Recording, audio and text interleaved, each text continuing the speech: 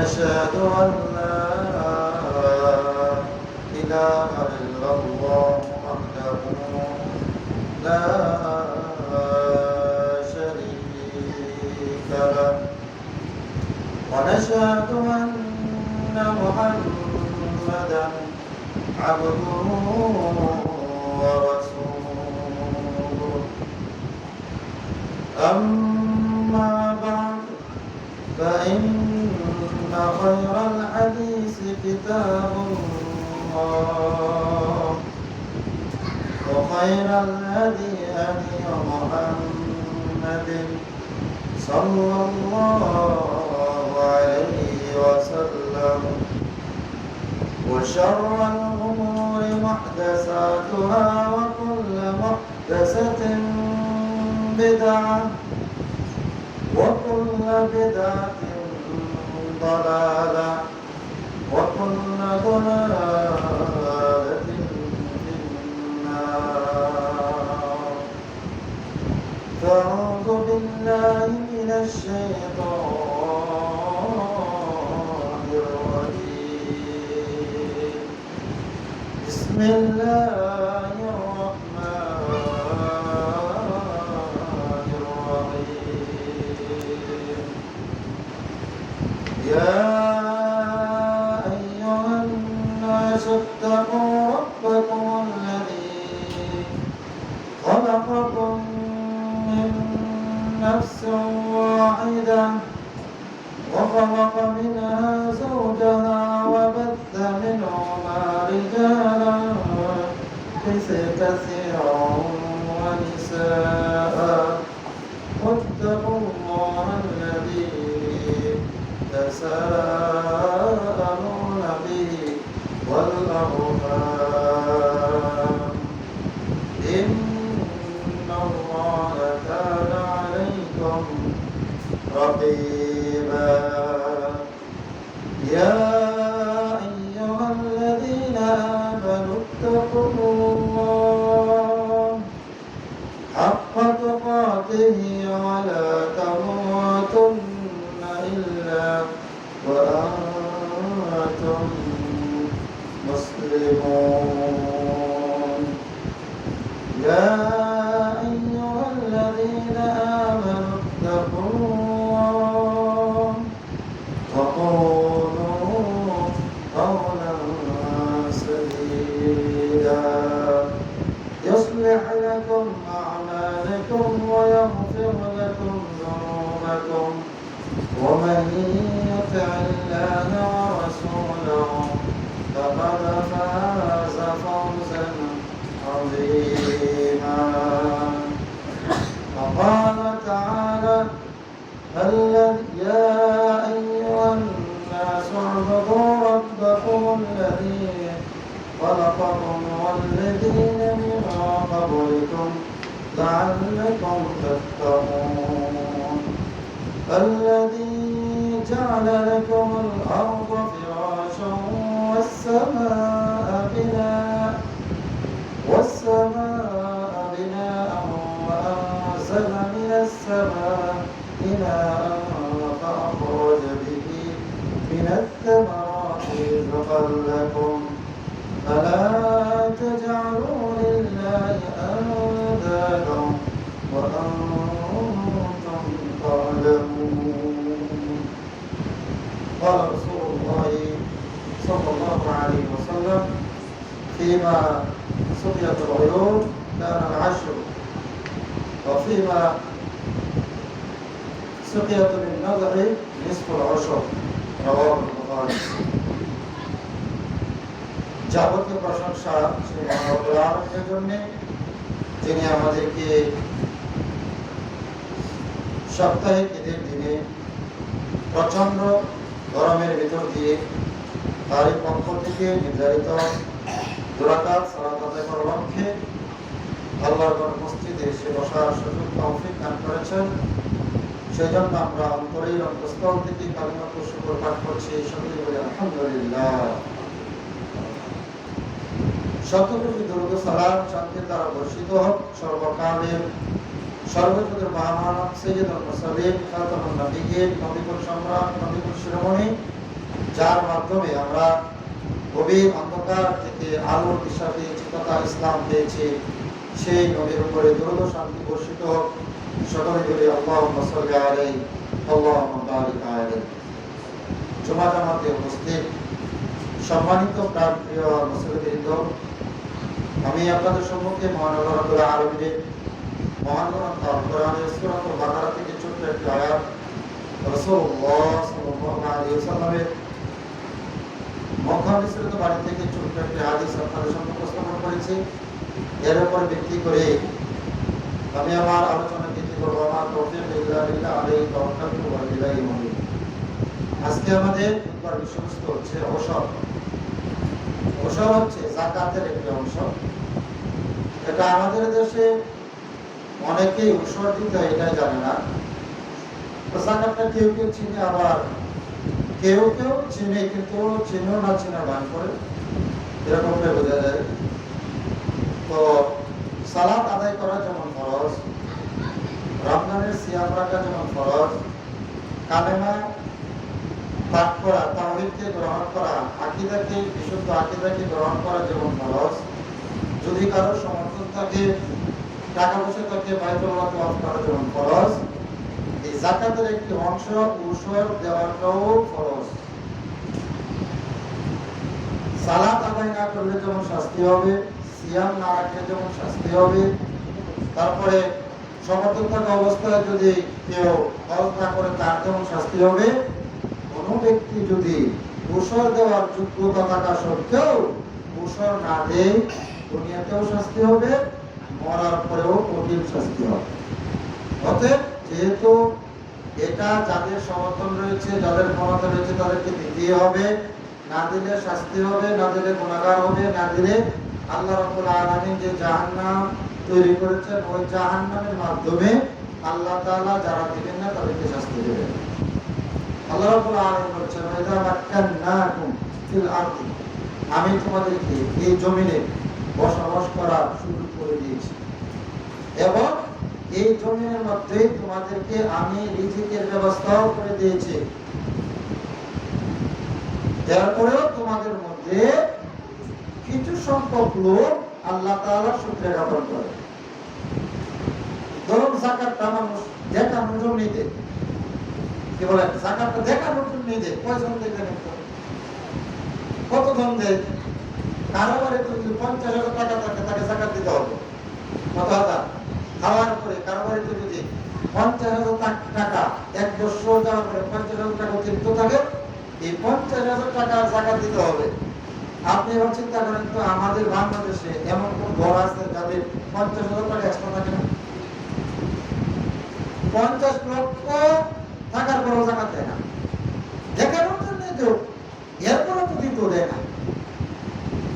যাওয়ার কিছু মানুষ দেয় মাইক মারে, মানুষ যেন বলে অমুকে যাকাত দিচ্ছে, অমুকের ছেলে অমুক জমিদারের বাড়িতে যাকাত দেওয়া হচ্ছে দেখানোর জন্য। ওই যাকাত দেখানো পর্যন্ত শেষ, যাকাত আদায় হবে না।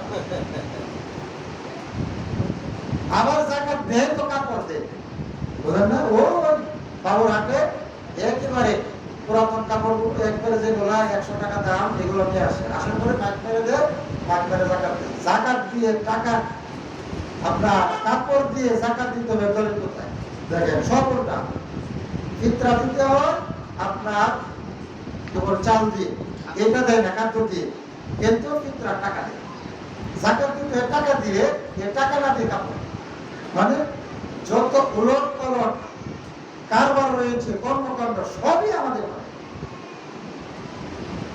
এই যাকাত দেওয়াটা যেমন ফরজ, এই সিজনলি যখন আপনি দান করবেন, দানের উসর দেওয়াটাও কি ফরজ। এরকম অনেক মসজিদ আছে, বিভিন্ন মটারের আপনার আয়োজন করা হয়েছে, এই জন্য মানুষ পানির চিন্তা করে না। এরপরও কিন্তু এখন বৈশাখ মাস অতিবাহিত হচ্ছে, যে প্রচন্ড গরম দেখা গেছে বিভিন্ন জায়গায় হচ্ছে, প্রায় 85 বছর যাবত এরকম প্রচন্ড গরম আমাদের দেশে পড়েনি। 85 বছরের কি করেছে, হার মানিয়েছে। অনেকের ক্ষেত, আপনাদের এখানে যে ক্ষেতগুলো রয়েছে এগুলো কিন্তু একেবারে নদীতে, এখানে পানি দিতে হয় না, বাঁশ দিতে হয় না, কিছু সার দিতে হয় না, কিছু করতে হয় না।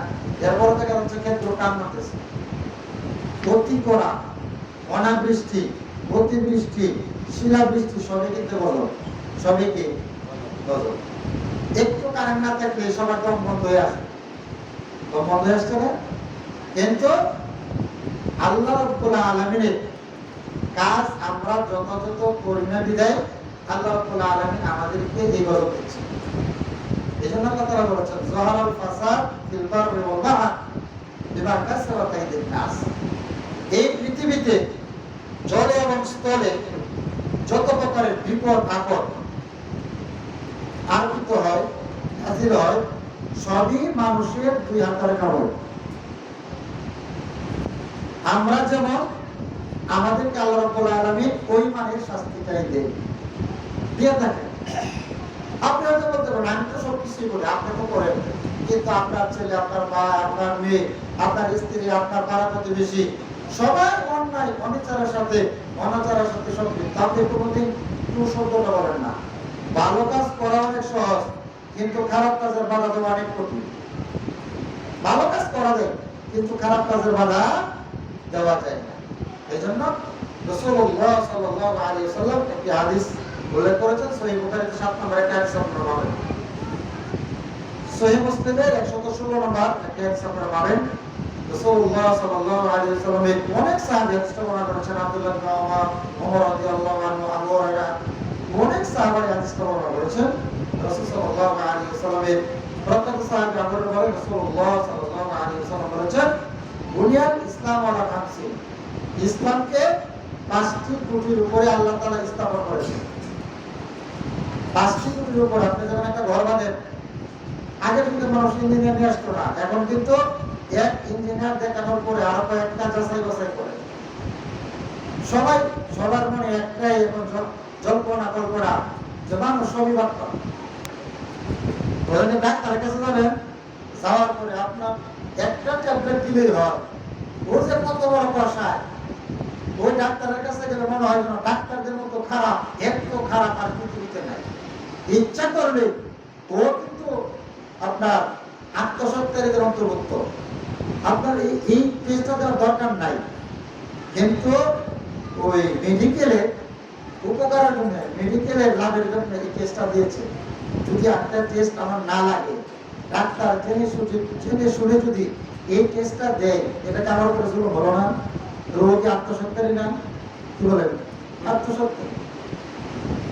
আল্লাহ রাব্বুল আলামিন বলেছেন ইয়াউমা ইউতা, বলছে মান গাল্লা ইয়াউমা ইউতা বিমা গাল্লাহু, যেই ব্যক্তি আত্মসৎ করবে কাল কিয়ামতের মাঠে, যা আত্মসৎ করেছে তা নিয়ে সে কিয়ামতের মাঠে উপস্থিত হবে। চেয়ারম্যান সাহেব যদি রাস্তার আপনার খাবার খেয়ে থাকে, রাস্তার টাকা, ওই চেয়ারম্যানের মাথার উপরে পুরো রাস্তাটা থাকবে কিয়ামতের মাঠে। বুঝছেন এবার? যে যতটুকু আত্মসাৎ করবে পুরো আপনার উন্নতি দেওয়া হবে। তো ডাক্তার আত্মসাৎ করছে, ডাক্তার এটা দেওয়া হবে, সে সেটাই দেওয়া হবে। এই জন্য আল্লাহ রাব্বুল আলামিন ইসলামটাকে 5টি খুঁটির উপরে কি করেছেন? স্থাপন করেছেন। এই 5টি খুঁটি যারা ধনী, সবাইকে এর উপরে কি করতে হবে? আমল করতে হবে। তাকে বলেন যারা গরিব তারা 3টার উপর আমল করবে। ইঞ্জিনিয়ার যদি বলে যায় যে আপনাকে 5টা খুঁটি দিতে হবে, আপনি যদি এখন ইঞ্জিনিয়ার হচ্ছে বড় ইঞ্জিনিয়ার হয়ে যান, 4টা দিন আপনার এই ঘর টিকবে? টিকবে না। কি বলেন? টিকবে না। আল্লাহ রাব্বুল আলামিন ইসলামটাকে সুন্দর করে সাজিয়েছেন, আপনার ক্ষমতা রয়েছে, আপনি যদি না দেন।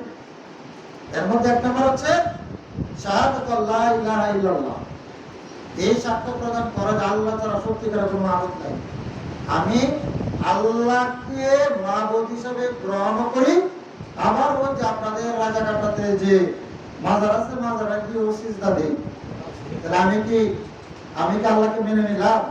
এটা ফাইজলামি আর কিছু না। আল্লাহ তাআলা বলছেন সূরা মুহাম্মাদের 33 নম্বর আয়াতে, ফাআলাম আন্নাহু লা ইলাহা ইল্লাল্লাহ ওয়াস্তাগফির লিযামবিক। আল্লাহ তাআলা বলছেন তুমি সর্বপ্রথম এই নামটা করো যে আল্লাহ ছাড়া সত্যিকারের কোনো মাবুদ নাই, এরপর আল্লাহর নিকটে ক্ষমা প্রার্থনা করো। কি বলে আল্লাহর নিকটে ক্ষমা প্রার্থনা করবেন? এইটা যদি আপনার শিক্ষা না থাকে, আপনি কিভাবে ক্ষমা প্রার্থনা করবেন? আপনি কোনোদিন ওই সেলাই মেশিন চালান নাই, এখন আপনি বসে যদি সেলাই মেশিন চালানো শুরু করেন, এটা আপনার আঙ্গুল কাটা ছাড়া কোনো উপায় নেই। আপনি কোনোদিন গরু দিয়ে হাল চাষ করেননি, এখন তো গরু দিয়ে হাল চাষের কথাটা উঠেই গেছে, নাই বললেই চলে। আরো 10 বছর পরে যদি আপনি বলেন আপনার নাতি পুতিদেরকে যে আমরা তো আমাদের বাবারা তো গরুদের চাষ করেছে, আপনার নাতে এসে দিবে। কি বলে এটা? কি বলে? আজ থেকে 10 বছর আগে মানুষের 10 বছর না 15 বছর 20 বছর আগে আপনাদের এই যে নদী, এই নদী দিয়ে বুট টেনে মানুষ নৌকা টেনে নিয়ে যেত, নাকি বলেন? এখন যদি কেউ বলে যে এই বড় নাও 500 মন 1000 মন কিনিত মাল নিত, এটাকে নিজের কাঁধের মধ্যে একটা বাঁশ লাগিয়ে রশি লাগিয়ে টেনে টেনে কলকাতা নিয়ে গেছে, আপনি যদি এই কথা এখন বলেন সবাই হাসাহাসি করবে। কি বলেন? হাসাহাসি করবে মানুষ। হাসাহাসি করাটাই স্বাভাবিক। যুগ যাচ্ছে, সবকিছু কি হচ্ছে? রদবদল হচ্ছে। এই জন্য আপনি আল্লাহ ইবাদত করবেন যদি আপনি সর্বপ্রথম তাওহীদকে আপনার জীবনে গ্রহণ করে না নেন, তাহলে আপনি যত ইবাদত করবেন কোন ইবাদত 5 পায়ের উপর আসবে না। এখন তো আবার 5 পায়ে শিখাইতে হবে, 5 পায়ে কোনটা বুঝলেন? ওই ভুট্টানের মধ্যে 5 পায়ে বিলুপ্ত হয়ে গেছে। 5 পায়ে 10 পায়ে 25 পয়সা 50 পয়সা কোন আছে, কিন্তু তাহলে কি বোঝা গেল? যে আপনি সর্বপ্রথম আল্লাহকে, আল্লাহর যে তাওহীদ, এই তাওহীদটা গ্রহণ করবেন। তাওহীদ যে ব্যক্তি গ্রহণ করেছে কোনদিন আল্লাহকে ছাড়া অন্যের নামে সিজদা করবে না।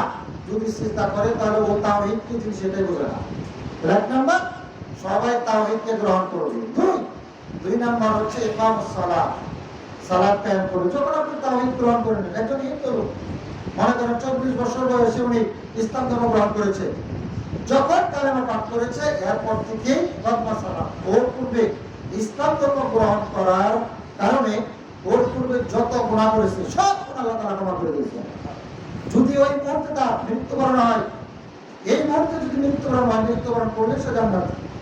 মৃত্যুবরণ করলে কি? জান্নাতি। একটি হাদিস রাসূলুল্লাহ সাল্লাল্লাহু আলাইহি ওয়াসাল্লাম বলেছেন, যে এটাও তো আমরা একাধিকবার বলেছি, আল্লাহ রাসূল সাল্লাল্লাহু আলাইহি ওয়াসাল্লাম মুহূর্ত পাহাড়ের সামনে দাঁড়িয়ে বলছেন যে ওয়াজাদতু রিহামিল জান্নাহ, আমি জান্নাতের ঘ্রাণ পাচ্ছি। একজন ইহুদি বলছে, আল্লাহ রাসূল, আমি যদি এখন ইসলাম ধর্ম গ্রহণ করি তাহলে কি আমি জান্নাতে যেতে পারবো? ওই ব্যক্তি রাসূল সাল্লাল্লাহু আলাইহি সাল্লামের কথা শুনে সাথে সাথে ইসলাম ধর্ম গ্রহণ করেছে। ইসলাম ধর্ম গ্রহণ করার পরে দেখলো যে মুসলমানদের সাথে আপনার বিতর্কিত যুদ্ধ হচ্ছে। ওই ব্যক্তি কি করলো? আপনার তরবারি নিল, নিয়ে যুদ্ধ করতে সাথে সাথে শহীদ। মাত্র ইসলাম ধর্ম গ্রহণ করেছে, ইসলাম ধর্ম গ্রহণ করেই যুদ্ধ করেছে, শহীদ হয়েছে। রাসূলুল্লাহ সাল্লাল্লাহু আলাইহি ওয়াসাল্লাম বলেছেন, আমালুহু কালিলা ওয়া উজরা কাসীরা। ওই ব্যক্তির কাজটা কত ছোট, কিন্তু তার বিনিময়টা কত বড়। মাত্র কয়েক মিনিট ইসলাম ধর্ম গ্রহণ করতেই ওই ব্যক্তি যুদ্ধ করেছে, শহীদ হয়েছে, জান্নাত।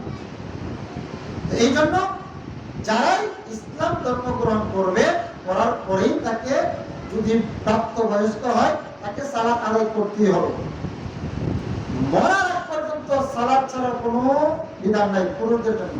মহিলাদের জন্য কোনো কোনো ক্ষেত্রে আল্লাহ রাব্বুল আলামিন ফুরসাত, অনুমতি, সুযোগ দিয়েছেন, কিন্তু পুরুষের জন্য কোন অবস্থাতে সালাত ত্যাগ করার কোনো বিধান নেই। আপনি কালেমা পাঠ করলেন কিন্তু সালাত আদায় করেন না, আপনি মুসলিমই না, মুসলমানের কথা আপনার নামই নেই। আপনি সালাত আদায় করলেন, কালেমা পাঠ করলেন, যাকাতের যোগ্যতা হলে যাকাত দেন না, আপনি মুসলিম না। তাহলে 2 নাম্বার ইকামুস সালাত, সালাত কায়েম করা, ইতাউজ যাকাত, যাকাত দেওয়া। 3 নাম্বার তাসওম রমাদান, রমজানে কি করা? সিয়াম করা, হজ্জুল বাইত। 5 নাম্বার যদি কারো ক্ষমতা থাকে তাহলে আল্লাহ রাব্বুল আলামিন যে কাবা তৈরি করেছে, ক্ষমতা থাকলে এই কাবা কি করা? তওয়াফ করা। এই 5টাই ধনীদের উপরে ফরজ, যারা গরীব তাদের উপরে যাকাত এবং হজ ফরজ নয়। তবে যাকাতের ক্ষেত্রে কিছু ভিন্নতা রয়েছে। আপনি টাকার ব্যাপারে যাকাত, এটা ভিন্ন। অনেক আলোচনা আপনারা রমজানে শুনেছেন, ওই দিকে যাওয়ার এখন কোনো সুযোগ নেই। যেটা আলোচনা করতে যাচ্ছে সেটা হচ্ছে আমরা যে ধান ক্ষেত করি, ধান ক্ষেত থেকে উসর দেওয়া। উসর আপনি অনেক জায়গায় বলবেন উসর, তখন অনেকে বুঝেন উসর কি বলেন জানেন? আবু হানিফার কিতাবে একটা ফতোয়া দেওয়া আছে। ফতোয়া সেটা হচ্ছে যে ক্ষেতের খাজনা দেওয়া হয় ওই ক্ষেতের কি দেওয়া লাগে না? উসর দেওয়া লাগে না। আবু হানিফার ফতোয়া। এই জন্য আমাদের দেশে যারা ওই মতের অবলম্বী তারা কোনোদিন উসর দিতে হবে এটা বলেই না। উসর দিতে হবে এটা বলেই না। রাসূল সাল্লাল্লাহু আলাইহি সাল্লাম এই ব্যাপারে অনেক হাদিস নিয়ে এসেছেন। আল্লাহ রাব্বুল আলামিন এই ব্যাপারে অনেক হুঁশিয়ারি করেছেন। আপনারা সূরা কালামের 24 থেকে নিয়ে 40 আয়াত পর্যন্ত এদিকে একটি ঘটনা রয়েছে। একজন লোক, তিনি তার একটা বাগান ছিল। প্রত্যেক বছরই যখন উনি বাগান থেকে ফসল পাতেন, তার সময় যারা এই ঔষধ বা যাকাত দেওয়ার যোগ্যতা রাখে তাদেরকে কি করতেন, আগে বলে রাখতেন যে আগামীকালকে আমি কি করব, এই যে আমার ফসল রয়েছে এটা কাটবো, তোমাদের যে অধিকার এটা তোমরা নিয়ে নিবে। প্রতি বছর ভূমিকে দিয়ে দিতে। তো ওই ব্যক্তি যখন মৃত্যুবরণ করলেন তখন তার 3টা ছেলে ছিল। কয়টা ছেলে? 3টা। 3জন ছেলে ছিল।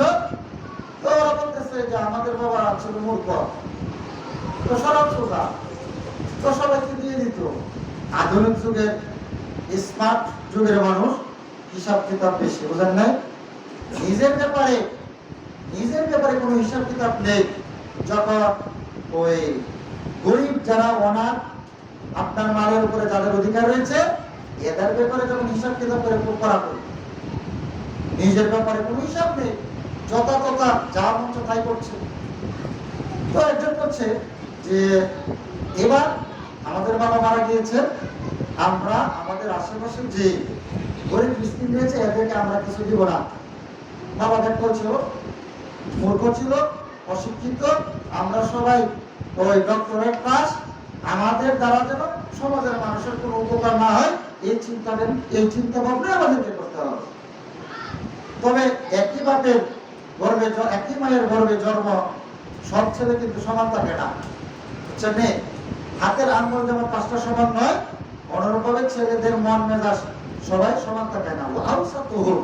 তাদের মাঝে যে ছেলেটা মধ্যবয়সী, মেজ যেটাকে বলে, ওটা বলছে যে না, আমাদের বাবা এটা আল্লাহ রাব্বুল আলামিন নির্দেশ দিয়েছে যে কোনো মানুষ যদি ফসল করে এটার একটা হক। ওয়া তুহাক্কাউ ইয়াওমা হাসাদি, সূরা নাহাম 141 নম্বর আয়াত। আল্লাহ বলছেন ওয়া তুহাক্কাউ ইয়াওমা হাসাদি, যখন তোমরা আল্লাহ তাআলা যে ফল দিয়েছে এই ফলটা যখন পেকে যাবে, তোমরা যখন এটা পারবে, যেদিন কাটবে এই দিনই যারা এটার হকটা তাদেরকে দিয়ে দিবে। তাহলে বলা হচ্ছে আপনি ধান কাটার পরে যখন ফলাতে থাকবে, তখন যারা এটার হক তাদেরকে বাড়িতে না এনে ফলা থেকে দেওয়া, ফলা থেকে দিয়ে দেওয়া, এখানে একটা হিকমত আছে। মনে করুন আপনি 1000 মণ দান করেছেন, সব দান যদি প্রত্যেক 20 মণে 1 মণ দান যদি আপনি নিজে তেল খরচ করেন, টাকা খরচ করেন, সার দেন, পানি দেন, শেষে কীটনাশক দেন, ওখানে যদি আপনার টাকা খরচ হয়, তাহলে প্রত্যেক 20 মণে 1 মণ দান উসর আপনাকে দিতে হবে। যদি আপনার 1000 মণ দান হয় তাহলে কত হয়ে যাবেন? এই 1000 মণ দানের গুলা যদি প্রত্যেক 20 মণে 1 মণ দান বের করেন, করার পরে যদি আলাদা করে রাখেন, আর যদি এগুলো বাড়িতে নিয়ে আসে, তখন তো মনে করুন সবই আপনার। আলাদা করে রাখে দেখুন কত বড় গোলা স্তূপ হয়। কি বলেন? এটার প্রতি আপনার একটা নেশা হতে পারে, স্বাভাবিক। শয়তান তো বসে, শয়তান সবসময় নামাজের মধ্যে শয়তান গোল লাগাই দেয়, বোঝেননি? আজান যখন হয় শয়তান দৌড় দেয়, ও পায়ের সাথে সাথে দৌড়ে চলে যায়, আবার তখন একামতে আবার দৌড় দেয়। যখন একামত শেষ হয়, মুসলিম মাঝখানে এসে দেখবেন ওই বাজারে আপনি কি হিসাব কিতাব এটা মনে হয় এরকম কিন্তু হয়। ইমাম সাহেব নামাজে দাঁড়িয়েছে, 5 রাকাত হয়ে গেছে, বুঝতে পারে না, ওনার একটা মানে এই যে শয়তান এসে কেউটাকে কি করবেন, অর্থ নষ্ট করে দেবেন। এই যে আপনার দান যদি আপনি 100 মণ দান হয় 5 মণ, যদি 200 মণ হয় 10 মণ, 300 মণ হলে আপনার 15 মণ, 400 মণ হলে 20 মণ। 20 মণ হলে অনেক এমন সংসার আছে 20 মণ দিয়ে পুরো বছর চলে যায়। এই দানগুলো মানুষের নজরে আসে, এতে করে আপনাকে শয়তান ওয়াসওয়াসা দিতে পারে। এই জন্য আল্লাহ তাআলা বলেছেন হাক্কাহু, তোমরা এটার হক দিবে ইয়াউমা হাসাদি, হাসাদ মানে যেদিন কাটবে, যেদিন ফসল কাটবে কলাতে ধান মারিয়ে উড়িয়ে শুকিয়ে কি করবে দিয়ে দেবে। আপনি তো দিবেন যেটাতে শুধু ধান নাই, সুসা আছে, সুসা গেলে সুসার মধ্যে কেউ দিয়ে দিয়ে দেয়, সুসার মধ্যে কেউ দিয়ে দেয়, এটা জাকাত উসর আদায় হবে না, উসর আদায় হবে না। বলছিলাম যে আল্লাহ তাআলা বলেছেন যেদিন তোমরা কাটবে সেদিন কি করবে, ওষুধ দিয়ে দেবে। আর যদি আপনার সোয়ার আছে না, সোয়ার যেখানে পানি লাগে না, কিছু লাগে না, লাগায় আসলে বুঝেননি, যখন ওই শীতের মধ্যে লাগায় আসছে, আপনার জ্বরের পানি আসছে, বৃষ্টির পানি আসছে, আর ঝর্ণার পানি পড়তেছে, দেখেন আপনার কোনো কিছু করতে হয় না। যদি এরকম হয় প্রতি 10 মণে 1 মণ। রাসূল সাল্লাল্লাহু আলাইহি ওয়াসাল্লাম বলেছেন ফিমা সুকিয়াতুল উয়ুর, ফিমা সুকিয়াতুল উয়ুর কানাল আশরু, কানাল আশরু। যদি ঝর্ণার পানিতে, বৃষ্টির পানিতে দান হয়, সেখানে কোনো কীটনাশক ব্যবহার করা লাগে না, কোনো খরচ হয় না, সেখানে 10 মণে 1 মণ দান উসর দিতে হবে। যদি 500 মণ দানের সাথে 1 মণ দান থেকে যায়, 5000 মণের দানের সাথে যদি যাকাতে 1 মণ দান থেকে যায়, আপনার 5000 মণ দানই না পান, অপবিত্র। এখান থেকে এই 1 মণ দান আপনি বর্পণ করার কারণে কিয়ামত পর্যন্ত, যতদিন পর্যন্ত এই উসর আপনি আদায় না করবেন, ততদিন পর্যন্ত আপনার কোনো ইবাদত আল্লাহর নিকটে গ্রান্টেড হবে না। এবার আপনি ভাবেন তো আপনার জীবনে কতদিন এই উসর দেন নাই। কেউ মনে করবে আজকে আমি এটা শুনছি, আমার জীবনে শুনি নেই, যে ক্ষেত থেকে দান করে যা এই উসর দিতে হয় এটা আমি জানি না। কথা বোঝেননি? যারা জানে না আজকে তওবা করবে, তওবা করে এবার থেকে যা রয়েছে এগুলো যা সমর্থন থাকে এগুলো আদায় করে দিবে। সুযোগ নাই, কারণ আপনার ইবাদত তো কবুল হবে না। আপনি যদি আপনার ইবাদত কবুল করতে চান তাহলে আপনাকে এটা করতেই হবে। দুনিয়াতে তো ইবাদত কবুল হবে না, হবেই না, মরার পরে ওটা শাস্তি। কি বলছিলাম? ওই ব্যক্তি তো যে ছেলেটা বলছে যে আরে শোনো ভাই, আমাদের বাবা ভালো ছিল, আমার ভালো ছিল, আমরা এটা করি, যেদিন কাটবো আপনার যেভাবে দিতেন আমরা যেভাবে দেখান। বড় ভাই ক্ষমতা বেশি বোঝে, কি করে বেশি বোঝে, মশলা বলে বেশি বোঝে। দেখবেন আপনি সালিশ করতে বসেছেন, আপনি হক কথা বলতে যাচ্ছেন, তখন আপনাকে কথা বলবে মুরব্বীরা, ছোটরা কথা বলে, তো মুরব্বীরাও যে রাত্রে রান্না করে সিগারেট খাইছে, এই জন্য আপনাকে হক কথা বলতে দিতেছে না, এরকম আর। তো যাই হোক, 2 ভাইয়ের চাপে মধ্যম যে ভাই ও ইয়ে করতে পারেনি, ওদের সাথে পারেনি। তো বলছে যে যখন আমরা ঘুমিয়ে যাবো রাত্রের অন্ধকারে, সবাই যখন ঘুমিয়ে থাকবে, সকাল সকাল গিয়ে আমরা এখান থেকে ফল পেরে নিয়ে এসে বাড়িতে বসে থাকবো। সেই কথা এই কাজ বলেছে, বা ঘুমন্ত অবস্থায় একজন ডাকতেছে গভীর রাতে, কষ্ট হয়ে যাবে। এবার 3 ভাই মিলে যাচ্ছে, যাওয়ার পরে আল্লাহ রাব্বুল আলামিন যাওয়ার আগে এমন এক ঝড় তুফান দিয়েছেন, বাতাস একেবারে কুচকাটা করে রাখছে, এমন ভাবে শুয়ে রাখছে যে খেত আছে কি নেই দেখলো না। তো আবার ওরা নিজেরা গেল, গিয়ে ওদের ক্ষেত পার হয়ে যাচ্ছে। এখন কি ব্যাপার, আমাদের ক্ষেত কি হলো? এবার বলছিলাম না আলাম আমি কি বলি না যে বাবা যেভাবে করেছে আমরা এইভাবে করি, তোমাদেরই দোষ, তোমাদের কারণে আমি পারিনি। একবারে ওদের ক্ষেতটা কি হয়েছে, ধ্বংস হয়েছে। দেখেন, বাবা দিত, ছেলেরা না দেওয়ার শুধু নিয়োগ করেছে, ক্ষেতটা কিন্তু পৌঁছতে পারেনি, ধ্বংস করে দিয়েছে। আজকের দিনেও যদি কোনো মানুষ এটা না দেয়, ওই আল্লাহ এখন ইচ্ছা করলে কত মানুষ অনেক আগে করতো, শিলাবৃষ্টি দিয়ে নষ্ট হয় না। আগের যুগে পাকা ধান, একেবারে পাকা ধান মনে করেছে আগামীকাল কাটবে, কিন্তু ঘুমটি কোটার পরে দেখেছে শিলাবৃষ্টিতে একবার পথের কিনারে ও ক্ষেতটা বিক্রি করে ওর আর জায়গায় নেই দেশে। এরকম অনেক ফকির হয়েছে মানুষ। কেন ফকির হয়েছে? যে সিস্টেমে যেটা করা দরকার, সিস্টেম অনুযায়ী, কোরআন এবং সুন্নাহ অনুযায়ী যেভাবে ফসলের উসর দেওয়ার দরকার, সেভাবে না দেওয়ার দরুন মানুষের এরকম হয়েছে, না দেওয়ার দরুন এমন হয়েছে। আজকে ওই ধান কাটতেছে কিন্তু কিনাই বলে মর যায় না, মর যায় না। এখনই বর্তমান প্রেক্ষাপট এরকম হচ্ছে, যেগুলো আপনার শস্য উঠানো করে দিয়েছে, এরকম শুকিয়ে যাচ্ছে, টান দিচ্ছে, বলছে যে যদি 1.5 দিন এরকম রৌদ্র থাকে তাহলে কাঁচা খেতে কি করতে হবে? কেটে নিয়ে আসতে হবে। কাঁচা কাঠটাই কি করতে হবে? কেটে নিয়ে আসতে হবে। এটা কেন? আজকের দিনেও বর্তমান প্রেক্ষাপটেও যদি বাংলাদেশের সকল মানুষ এই দানের উসর দেয়, উসর নেওয়া মানুষ পাবে না, এখনো পাবে না। কারা খাবে? এমন লোক খুঁজে পাওয়া যাবে না।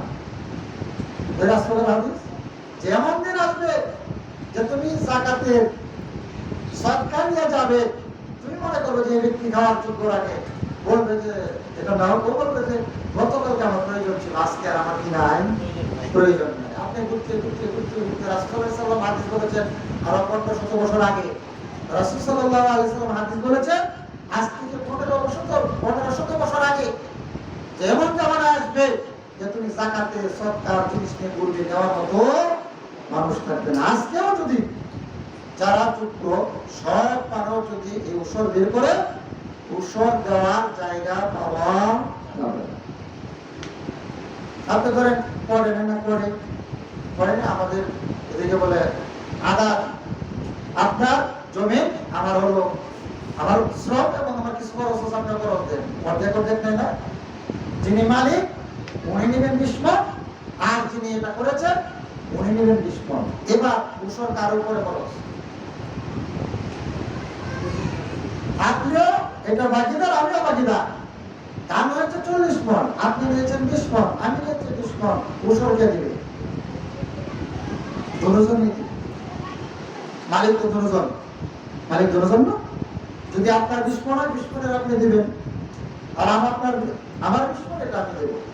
কিন্তু অনেকে মনে করেন আমি তো খেয়াল করি নাই, আমি তো খেয়াল ওকে করে দিয়েছি, ও তো আমাকে 100 মণ দাম দিয়েছে, উনি আর কি দেয় না, উসর দেয় না।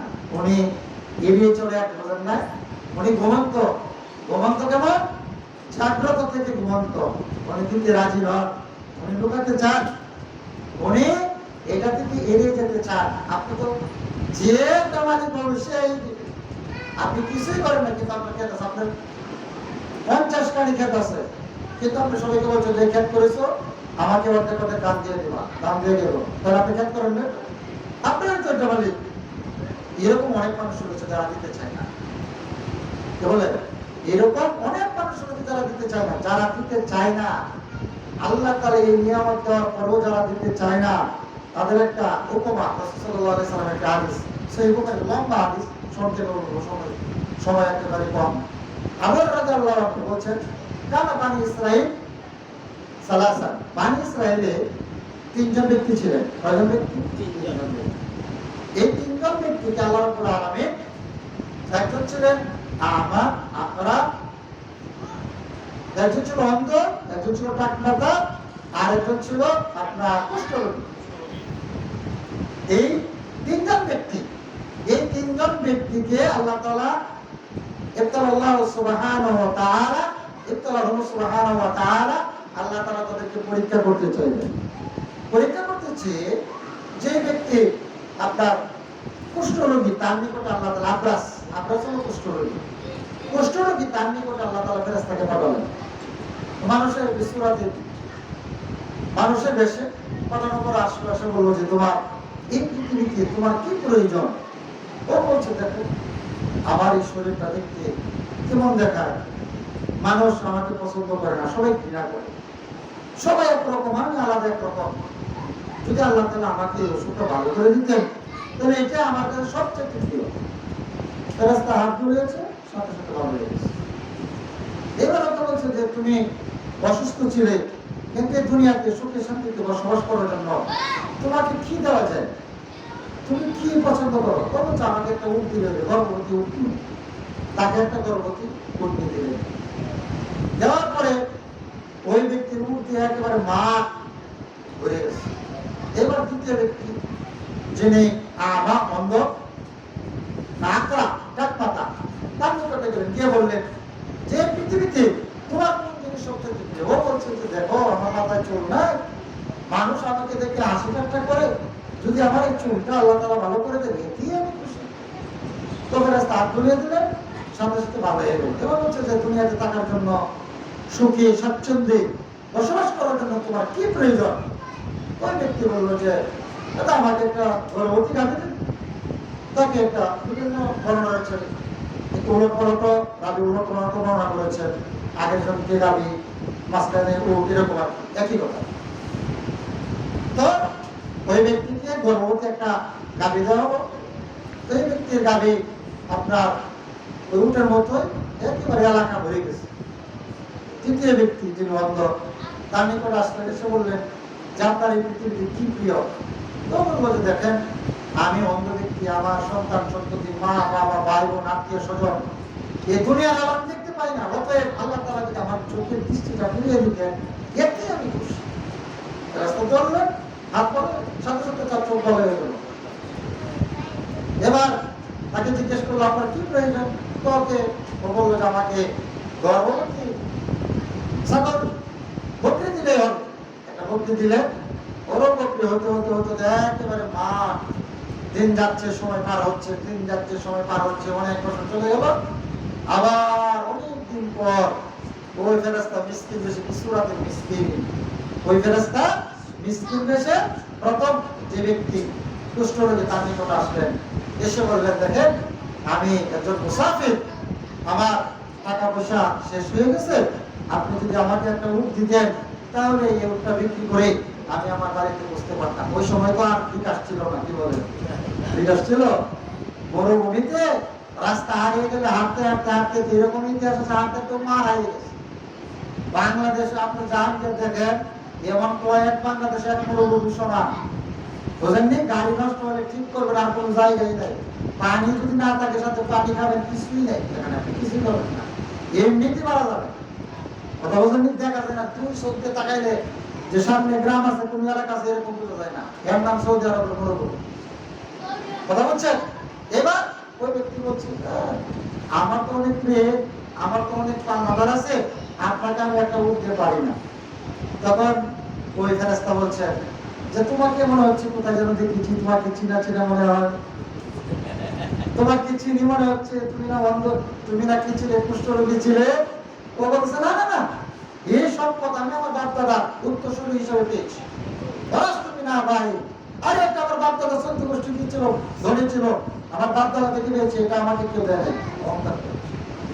এবার ফেরেশতা বলছে আল্লাহ তাআলা তুমি প্রথমে যেরকম ছিলে আল্লাহ তাআলা তোমাকে তেমন করে দেব। ওর যত সম্পদ ছিল আল্লাহ তাআলা সব ধ্বংস করে দিয়েছে। এবার দ্বিতীয় জন যিনি টাকমাতাওয়ালা, ওর কাছে গেলেন গরুর মালিক, যে ভাই আমি তো একজন পথিক মুসাফির, আমার তো টাকা পড়ে গেছে, আমার টাকা নাই, আপনি যদি আমাকে একটা আপনার একটা গরু দিতেন, এটা বিক্রি করে আমি আমার বাড়িতে যেতাম। উনি বলছেন না আমার অনেক পাওনাদার, আমার আত্মীয় স্বজন অনেক, এদের পরিচালনা আমার করতে হয়, আপনাকে গরু দেওয়ার মতো আমার সুযোগ নাই। এবার বলছেন আপনাকে জানি কোথায় দেখেছি, আপনাকেও চিনা চিনা মনে হয়, কোথায় যেন দেখলাম, আপনারা কি ছিলেন? টাক মাথা ছিলেন, আপনার মাথায় চুল ছিল না, আপনি ফকির ছিলেন, আল্লাহ তাআলা আপনাকে ধনী বানিয়েছেন। ও বলছে না না না, এগুলো আমি আমার বাপ দাদা দেখে পেয়েছি। হ্যাঁ ওয়ারিস তুমি না ভাই, এটা আমার বাপ দাদা সবাই জমিদার ছিল, তাদের কাছ থেকে আমি পেয়েছি। এবার বলছে যে তুমি আল্লাহ তাআলা, তুমি যেরকম ছিলে আগে আল্লাহ তাআলা তোমাকে এরকম করে দেবে। দোয়া করার সাথে সাথে সব বিনাশ। এবার যে ব্যক্তি আপনার অন্ধ ব্যক্তি তার কাছে গেলে দিয়ে বললেন যে আপনি তো আল্লাহ তাআলা আপনাকে অনেক সম্পত্তি দিয়েছেন, তো আমি মিসকিন, আপনি যদি একটা ছাগল দিতেন আজকে দিনে তাহলে আমি বাড়িতে যেতে পারতাম। অন্ধ ব্যক্তির উত্তরটা শুনে উনি বলছেন দেখেন আমি ছিলাম অন্ধ, আল্লাহ তাআলা, আমি ছিলাম একেবারে গরিব, আল্লাহ তাআলা আমাকে ধনী করেছেন, আজকের দিনে একটা কেন আপনার ছাগল জয়টা লাগে নিয়ে যান, আজকের দিনে আমি আপনাকে কি করবো না, বাধা প্রদান করবো না। ফেরেশতা বললেন শোনো, আপনার যে দুই বন্ধু তারা পরীক্ষায় ফেল করেছে, আল্লাহ তাআলা আমাকে পাঠিয়েছে, আমি ফেরেশতা, আমার কোনো কি নাই, ছাগলের দরকার নাই, আপনি আল্লাহ তাআলা পরীক্ষা দিয়েছেন, উত্তীর্ণ হয়েছেন। দেখেন আল্লাহ সম্পত্তি দিয়েছেন, সম্পত্তি আল্লাহ ধ্বংস করেছেন। যদি আপনার উটকে ধ্বংস করা যায়, গাভীকে ধ্বংস করা যায়, আপনার এই ক্ষেতের সম্পত্তি ধ্বংস করতে কি রাখবে? আল্লাহ যদি ইচ্ছা করে ধ্বংস করে দিতে পারে। অতএব যাদের ক্ষমতা রয়েছে তাদেরকে দিতে হবে। যদি আপনি না দেন, আল্লাহ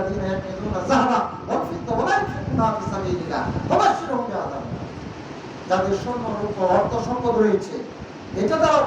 যাদের অর্থ সম্পদ রয়েছে, দান রয়েছে, যারা দিবে না তাদের জন্য কাল কিয়ামতের মাঠে যন্ত্রণাদায়ক শাস্তির সুসংবাদ আল্লাহ তাআলা দিয়েছেন। ইয়াউমা ইয়াহমা আলাইহা ফি নারি জাহান্নাম, ইয়াউমা ইয়াহমা আলাইহা ফি নারি জাহান্নাম। আপনার এই সম্পদ জাহান্নামের আগুনে কি করা হবে? দাগ দেওয়া হবে। আপনার এই কপালে দাগ দেওয়া হবে, আপনার এই পেটে দাগ দেওয়া হবে, আপনার এই কোমরে দাগ দেওয়া হবে। এই সম্পদ আপনাকে বলবে, আমি হচ্ছে তোমার সম্পদ, যেটা তুমি গচ্ছিত করে রেখেছিলে, আল্লাহর রাস্তায় ব্যয় করতে না। যদি কিয়ামতের মাঠে আপনাকে এই সম্পত্তি দিয়ে দাগ দেওয়া হয়, সম্পত্তি কিসের প্রয়োজন? আর যদি আপনি হক আদায় না করার কারণে, সম্পত্তির হক না আদায় করার কারণে আল্লাহ তাআলা আপনাকে এই দাগটা দিবেন, আপনি কি ভাবছেন যে আপনি জমিদার আছেন আপনাকে দিবেন না? যে দিবে না তাকে আল্লাহ তাআলা শাস্তি দেবেন। সে যেই হোক, প্রধানমন্ত্রী হোক, যে কোনো দেশের প্রধানমন্ত্রী হোক, উনিও যদি না দেন তাহলে ওনাকে আল্লাহ রাব্বুল আলামিন এই শাস্তিটা দিবেন। অতএব আল্লাহ রাব্বুল আলামিনের এই শাস্তি থেকে যদি আমরা মুক্তি পেতে চাই তাহলে ঊসরের কোনো বিকল্প নাই। আল্লাহ রাব্বুল আলামিন আমাদের সকলকে, যাদের এরকম ক্ষমতা রয়েছে, আল্লাহ রাব্বুল আলামিন সকলকে যথাযথভাবে যথাসময়ে এই ঊসর দেওয়ার সুযোগ তৌফিক আল্লাহ তাআলা সকলকে দান করুন। আমিন।